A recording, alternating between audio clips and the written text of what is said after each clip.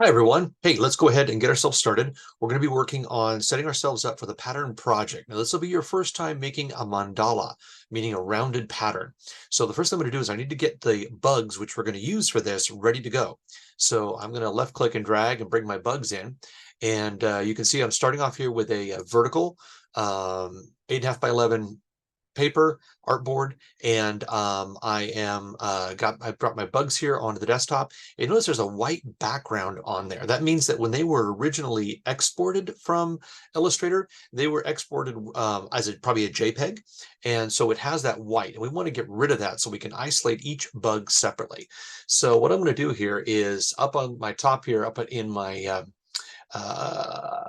but here I'm going to go ahead and let's see, there it is. There's my toolbox. And certainly you want to make sure if you're on Essentials, make sure you go to tracing. Okay, so one of the tracing tools out. And if you still don't see anything, that's probably because if you click on image trace, there we go, you want to have that artwork selected. Once that comes up, we'll see right here. And see, I'm going to say on this black and white is this preset, but I'm going to go back into here and go to image trace. And I'm going to say sketched art, okay? And it's going to convert this. So go to image trace drop-down menu and then go to sketched art. So I click on that, and now don't panic, it automatically turns black and white if you remember from the rest of your homework drawing projects. We're going to go ahead and hit the drop-down menu and change it to color. Give it a moment, and it'll bring all the color cues back in. There we are. And so with that, if you wanted to go ahead and use the sliders here to give it more paths, get a little more detail, for your original drawings, or if you want to keep it smoother, you can go ahead and keep it right there in the middle, shall we say. But I think it looks pretty good right here. So let's go ahead here, and I'm going to go ahead and say expand at the top of the screen right here.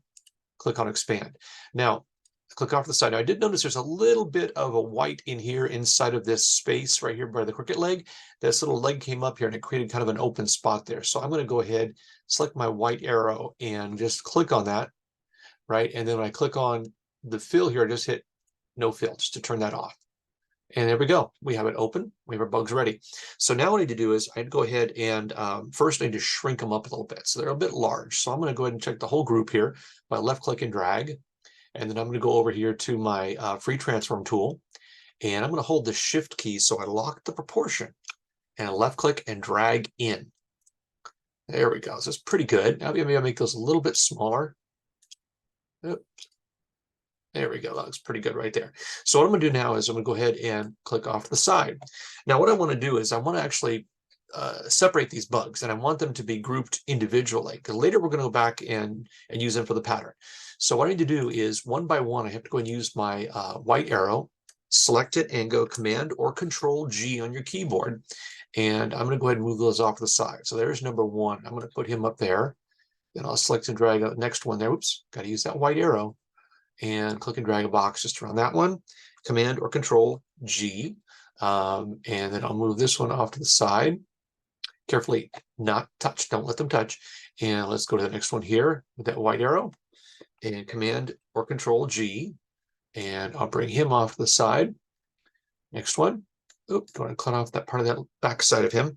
And I'm going to go Command G again. Move that over to here. And I go to this one. And Command G and drag him over. I go to the final one and Command G. So I've got all of them now. So now they're all off to the side, and I'm prepped and ready. And this is what you need to do to get yourself started for the project. This is part one, which is just bringing in the artwork, separating them, grouping them, and making sure they're ready to go. Go ahead and do this first.